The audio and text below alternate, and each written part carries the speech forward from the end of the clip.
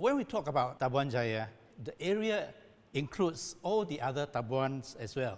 And in the early 80s, the Tabuan Jaya housing estate was the fastest growing suburb in Kuching. And many of us have moved into the Tabuan Jaya area. So naturally, I think when we chose the mission field, we would take Tabuan Jaya first because it's just like reaching out to your neighbors first. I think that's the most easiest way of doing things. We actually started as a small group of 12 people, and we didn't know how to start this mission. So we met regularly, actually, every Sunday, and we prayed for at least 2 hours, seeking the Lord of how to do this mission work here. A few months after we prayed, God revealed to us that we had to start some kind of evangelistic meeting or just outreach meeting to get the people of Tabuan Jaya to come. We decided to have a meeting. We didn't have any place, so we borrowed a shop lot from SIB Church.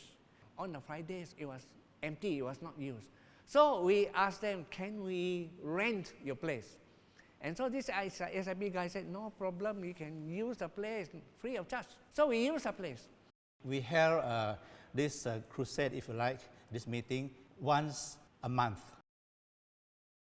And after some time, we felt that there was a need to have a place of our own. So we scouted around and we rented this, on top of Thompson Corner, 2 units of shop houses. The group began to grow, and when we reached about 34 members, we wrote to the bishop. We said we wanted to set up the St. Faith Extension Center, and it was approved. And it was on the 22nd of December 1996 that we were commissioned out from St. Faith Church to establish this extension center. The members grew rapidly, and soon we felt God's call to us to look for land to build a church, as the rented premises on top of Thompson Corner could no longer contain the congregation. Of course, we have struggles, perhaps lots of it, along the way. I remember there was one time when we struggled to agree on buying the land that our church now stands. When we wanted to buy this piece of land, I went to see the superintendent of land and survey. This guy is a Christian. He told me, no way can you get it approved for building a Christian church. You'll never get it done. I know. I tell you, don't buy. It was brought to the church, and the church decided to buy it. We applied. It was approved. I think basically because we shared the same vision, we could work out our differences and move on for His glory. Of course, prayer is very important because we have to overcome the enemy who is always out to put down the vision. And through praise, we have seen God's hand moving in our midst, especially the approval of our land for the church, the money that was raised by just a handful of people. And on top of that, many souls were saved. And surely God was with us. And if He is with us, who can come against us? Original vision was to take Tabuan Jaya. That means we were very confined to the Tabuan Jaya housing area. But later on, we added in the word beyond, remember?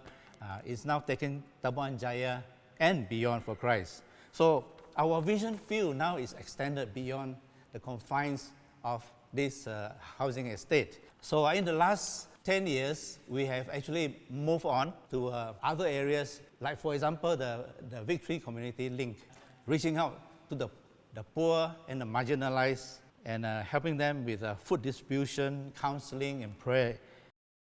I think it's very difficult for young people. I was a young person once to be engaged in church work. But my encouragement to the young people of today is that you need to attend church activities, to be involved. This way you can become a leader. If you are not involved, you will never be able to serve the Lord effectively. So you need to start from the bottom and then work as the Lord leads you. And it takes a lot of sacrifice. And if God has chosen you to serve Him in any particular ministry, you have to depend on Him and believing that He will open the way, He will provide for your needs, and you are going to see greater things done for the church as a whole and in your life as well.